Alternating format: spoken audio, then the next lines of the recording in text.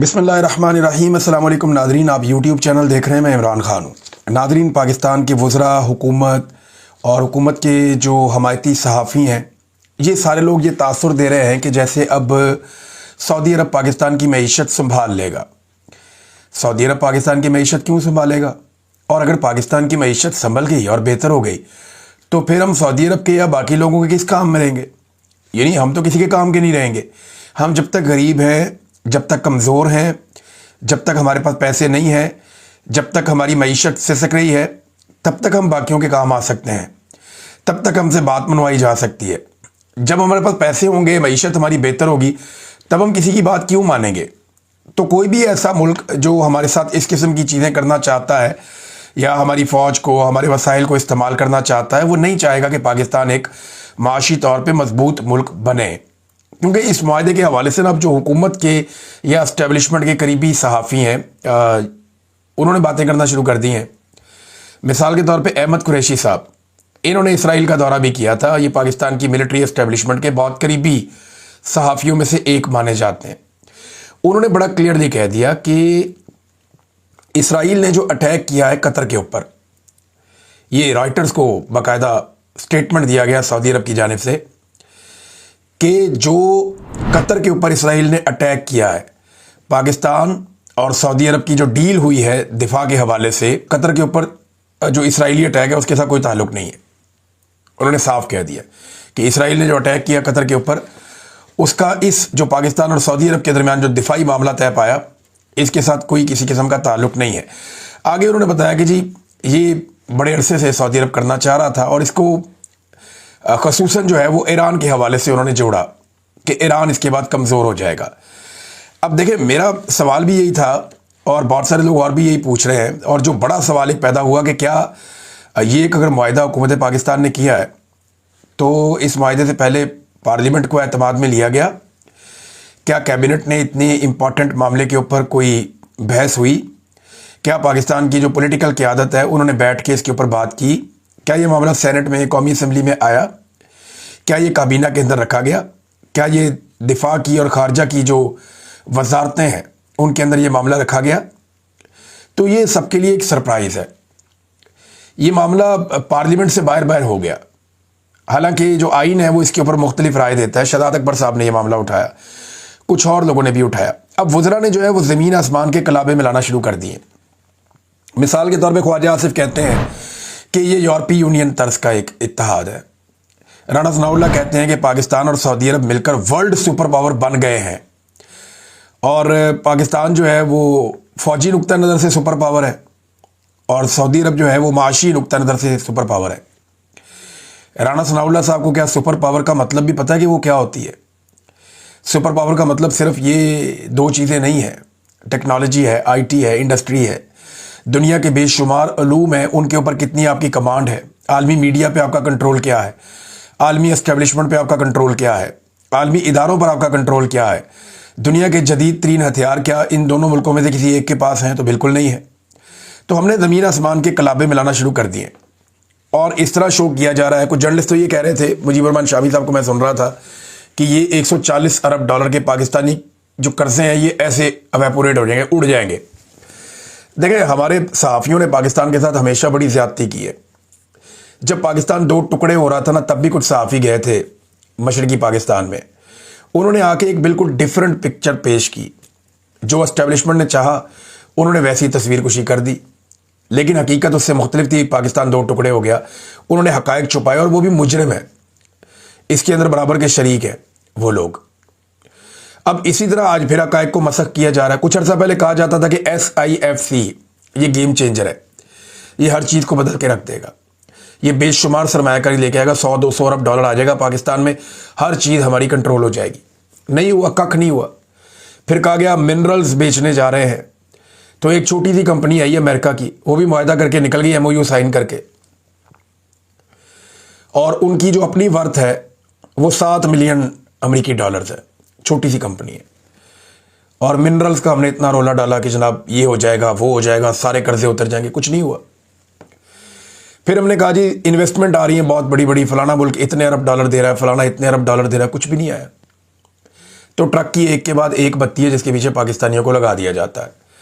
अब ये एक और ट्रक की बत्ती में लगाया गया कि क्योंकि सऊदी अरब का और पाकिस्तान का हमारे पास देने के लिए है क्या सवाए दिफा के, सवाए फौज के, और बचा क्या इस मुल्क में? हर चीज तो हमने तबाह कर दी है, कोई इन्वेस्टमेंट कर नहीं सकता, यहां पे रूल ऑफ लॉ ही नहीं है, पाकिस्तान में अमन अमान ही नहीं है।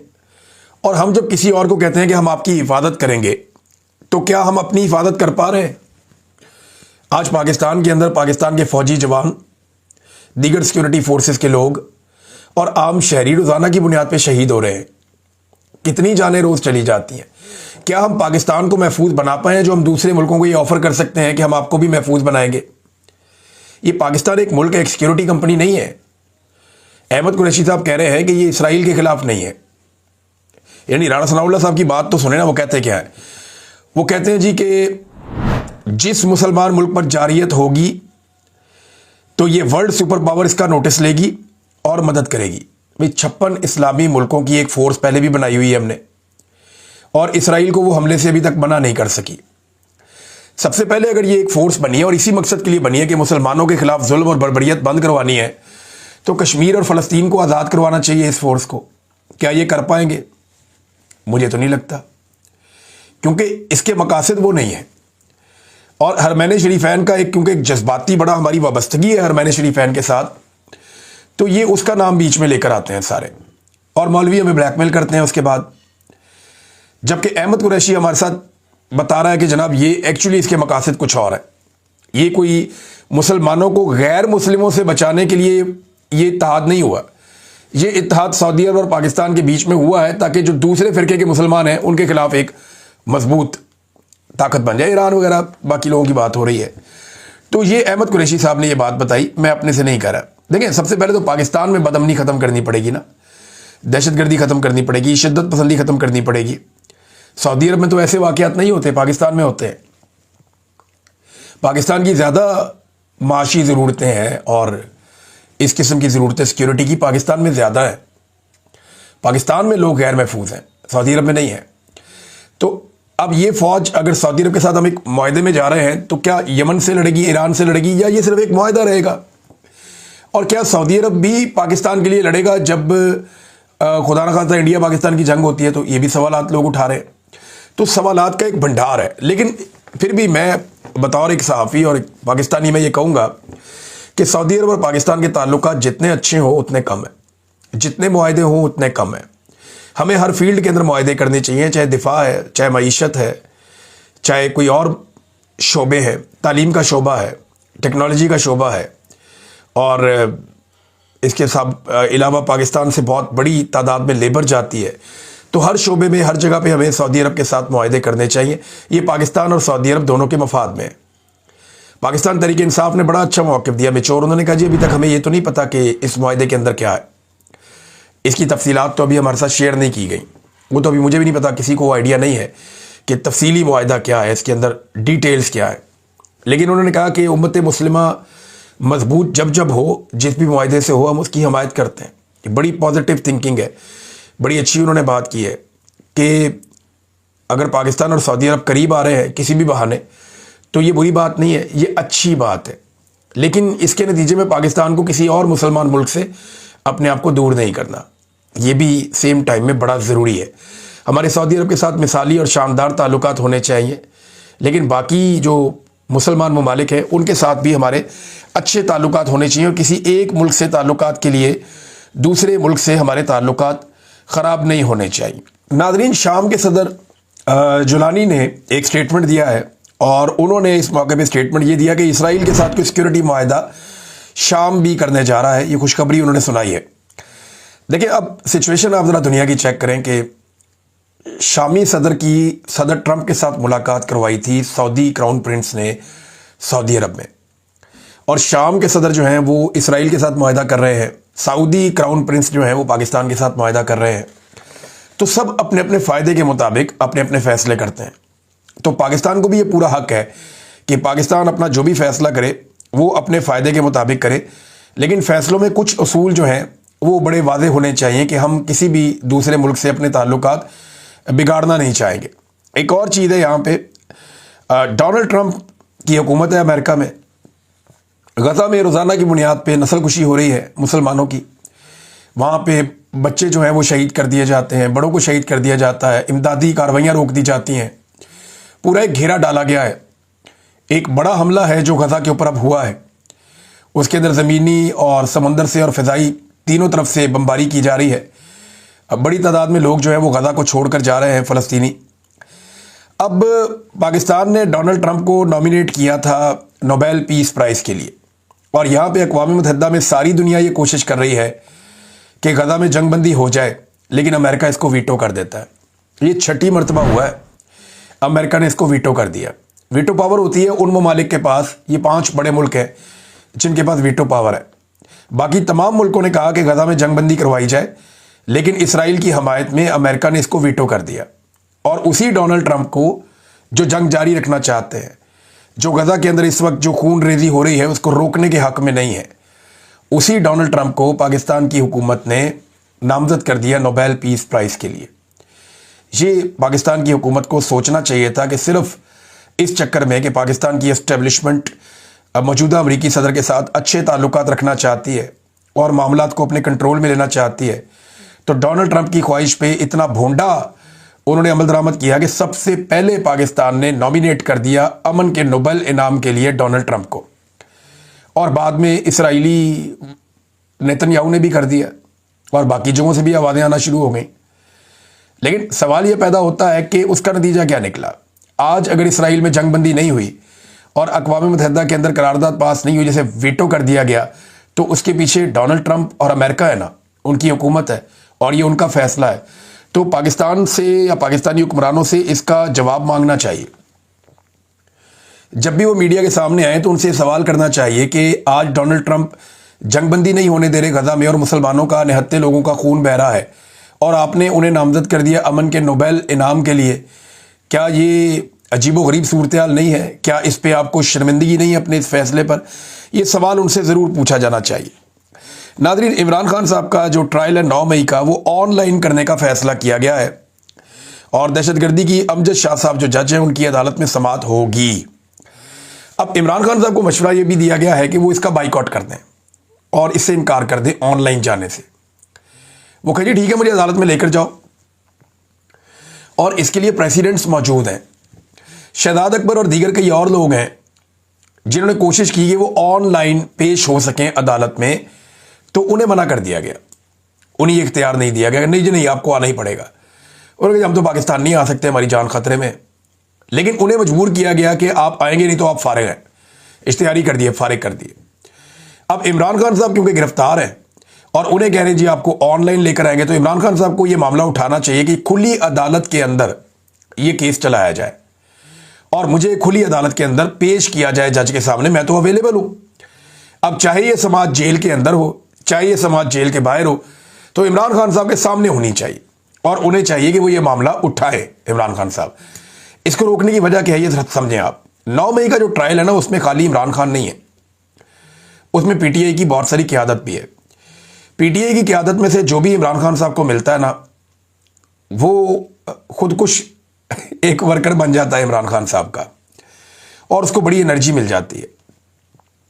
मैंने उसको एक जो बात की खुदकुश की, वो मैंने एक मिसाल के तौर पे की है। अब इसको खुदकुश बम्बार ना समझ ले कोई।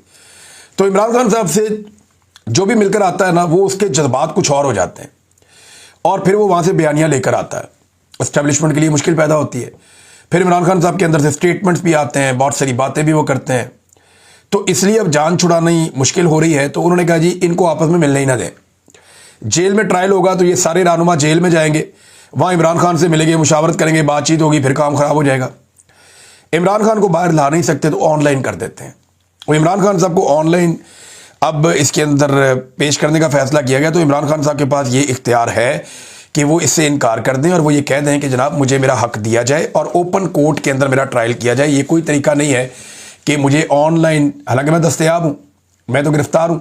देखिए, इससे पहले इमरान खान साहब को जब गोलियाँ लगी थी और जब उनकी जान खतरे में थी, तो इमरान खान साहब की वकला ने कई मरतबा कहा अदालत को कि मैं ऑनलाइन पेश हो जाता हूँ, मैं अपने घर से लैपटॉप लगा के ऑनलाइन पेश हो जाता हूँ, मेरी जान को ख़तरा है, ज़ख्मी भी हूँ। लेकिन अदालत बज़िद थी कि नहीं नहीं, बनफ़्से नफीस इमरान खान साहब खुद अदालत में आकर पेश हों। तब उन्होंने जिद की, लेकिन अब इमरान खान साहब को यह मामला उठाना चाहिए और वो तमाम मिसालें सामने रखनी चाहिए।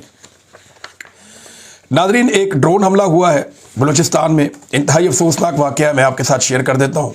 ये समीदीन बलोच साहिबा ने इसको ट्वीट किया। उन्होंने कहा जी ये तस्वीर किसी कश्मीर या फ़लस्तीन में होने वाले जबर और आम शहरियों पर बमबारी की नहीं है, बल्कि बलूचिस्तान की है। ये एक ड्रोन हमले का नतीजा है जो कल बलूचिस्तान के शहर खुजदार जहरी में हुआ। इस हमले में एक ही ख़ानदान के 4 अफराद, जिनमें 2 औरतें भी शामिल थीं, जिन्हें खाक और खून में नहला दिया गया। अब ये कितना अफसोसनाक वाक़या है कि पाकिस्तान के अंदर ख़वातीन के ऊपर भी ड्रोन हमला हो जाता है, वो बड़ा अनफॉर्चुनेट है। ये ड्रोन हमले इमरान खान साहब बार बार कह रहे हैं कि इनको रोकना चाहिए, इससे दहशतगर्दी में इजाफा होता है, कमी नहीं होती, लेकिन लगातार पाकिस्तान में ड्रोन हमले हो रहे हैं। नाज़रीन, पाकिस्तान के वज़ीर-ए-आज़म पहुँच गए लंदन में इतलात के मुताबिक, और आसिम मुनीर साहब के बारे में भी ऐसी खबरें आ रही हैं, और मुबैना तौर पर 20 तारीख को ये कोई प्रोग्राम करने जा रहे हैं। पाकिस्तान तहरीक इंसाफ को इसका पता चल गया और ओवरसीज़ पाकिस्तानियों को भी इसका पता चल गया, तो उन्होंने सेम टाइम पे एक एहतजाज रख लिया। मैंने आपको बताया था ना कि एक एक बंदा चुना जा रहा है, एक एक बंदा फाइनलाइज किया जा रहा है, ताकि एक सियासी माहौल पूरा बनाया जा सके और 400-500 बंदे इकट्ठे करके अपनी पावर शो करने की कोशिश की जाए एक बंद माहौल में, जहां पे आसिम मुनीर साहब मुबैना तौर पे और शहबाज शरीफ साहब मौजूद होंगे। भी कंफर्मेशन नहीं है, लेकिन प्रोग्राम ये कर रहे हैं और कोई इन्विटेशन मेरी नज़र से गुजरे हैं जो व्हाट्सएप में कहीं गर्दिश भी कर रहे थे, तो मैंने वो देखा भी है। उसमें बड़ी सख्त शराइत रखी गई हैं, मोबाइल नहीं ले जा सकते आप जनाब, आपको प्रॉपर चेक किया जाएगा, बहुत सारी चीज़ें इन्होंने इसके अंदर शामिल की हैं। लिहाजा वो जो प्रोग्राम है उसके खिलाफ पाकिस्तान तहरीक इंसाफ ने भी अपना पोस्टर जारी कर दिया है। ज़रा ये पोस्टर अगर आप देखें तो आपको आइडिया हो जाएगा कि तहरीक इंसाफ या ओवरसीज़ पाकिस्तानियों के दिमाग में क्या चल रहा है। इस पोस्टर पे लिखा हुआ है कि 20 सितंबर को सैटरडे को 3 बजे एक एहतजाज करने जा रहे हैं, और ऊपर आसिम मुनीर और इमरान खान की फ़ोटो बनाई हुई है। यानी ये मुकाबला ओवरसीज़ पाकिस्तानियों के मुताबिक आसिम मुनीर और इमरान खान के बीच में है। ये इन 2 लोगों के बीच में ये मुकाबला है, और बाकी किसी सियासतदान की फ़ोटो नहीं है, शहबाज शरीफ की, मरियम की, नवाज शरीफ, कोई खाते में ही नहीं है। उन्हें पता है इस वक्त इक़्तिदार आसिम मुनीर साहब के पास है, तो उनके खिलाफ किया है। आसिम मुनीर साहब के ऊपर उन्होंने क्रॉस लगाया हुआ है, और नो एक्सटेंशन नो डिक्टेटर उन्होंने ये लिखा है पाकिस्तान तहरीक इंसाफ ने, और 20 तारीख को ये एहतजाज करा। अब ये तहरीक इंसाफ का एक बड़ा इम्तिहान भी होगा, और ओवरसीज़ पाकिस्तानियों का भी। इससे पहले वो बहुत बड़े बड़े मुजाहरे करते रहे हैं यहाँ बरतानिया में, लेकिन सवाल ये, और इसमें एक और चीज़ जो इन्होंने लिखी वो बड़ी इंपॉर्टेंट है।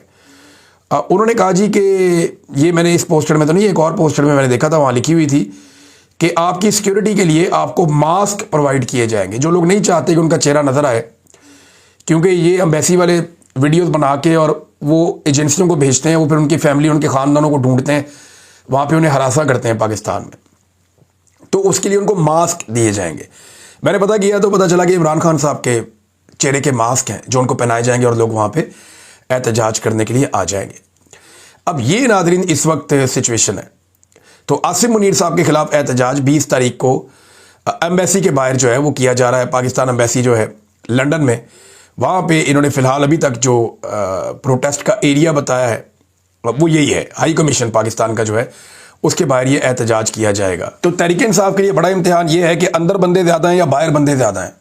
मुकाबला तो अब ये है, तो अब पता चलेगा कि PMLN ज़्यादा बंदे इकट्ठे कर सकती है, यहाँ पे अपने सारे सरकारी वसाइल को इस्तेमाल करते हुए मुख्तलिफ मुल्कों से वो लोग इकट्ठे कर रहे हैं, वो ज़्यादा बंदे इकट्ठे कर सकते हैं बरतानिया में, या पाकिस्तान तहरीक इंसाफ या ओवरसीज़ पाकिस्तानी ज़्यादा बड़ी तादाद में निकल के एहतजाज के लिए आते हैं। नाज़रीन, एक और बड़ी अजीब खबर जो कल हुआ वाक़या पाकिस्तान में, हैरान कुन है कि एक दिन के लिए सिर्फ फैसला आया जस्टिस बाबर सत्तार साहब का, और वो इंसाफ पर मबनी फैसला था, जिसमें एक मेजर जनरल हफीज़ुर रहमान साहब को, जो चेयरमैन PTA गलत तरीके से लगाया गया, उन्हें फारिग कर दिया गया, मुअत्तल कर दिया गया, और वज़ीर-ए-आज़म को कहा गया जी आप नया लगाएं। तो आज जनाब उस फैसले की औकात ये है, यानी एक हाई कोर्ट के जज के फैसले की औकात एक रिटायर्ड जर्नैल के सामने कख भी नहीं है, और आज जो है 24 घंटे के अंदर अंदर उन्हें वापस बहाल कर दिया गया। ये है नाजरीन इस मुल्क में निज़ाम इंसाफ की हालत, और एस्टेब्लिशमेंट ने तय कर लिया है कि जजों को भी तुन दो, इदारों को भी तुन दो, अवाम को भी बेड़ा गर्क करके रख दो, सियासी जमातें फारिग कर दो, पार्लियामेंट की कोई औकात नहीं है। इस वक्त एस्टेब्लिशमेंट ने पूरे मुल्क के ऊपर जबरन कब्जा कर लिया। रूल ऑफ लॉ नाम की कोई चीज़ नहीं बची। इस मुल्क में कौन इन्वेस्टमेंट करेगा? अब ले दे के हमारे पास सिर्फ फौज रह गई है जो हम ऑफर कर सकते हैं और कुछ नहीं कर सकते। अब तक के लिए इतना ही। अपना ख्याल रखिएगा, अपने चैनल का भी। अल्लाह हाफ़िज़।